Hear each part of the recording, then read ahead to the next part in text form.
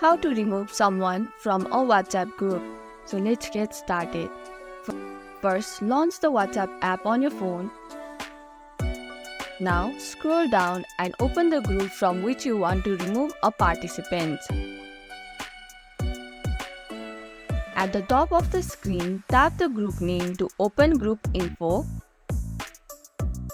Now scroll down until you see the list of participants. Tap and hold the participant's name. And here you will be able to see remove option.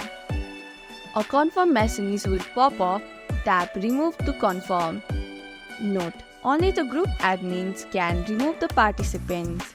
And that's it. If you found this tutorial helpful, don't forget to like, subscribe and press the bell icon for more updates. Thanks for watching and I'll see you in the next video. Bye for now.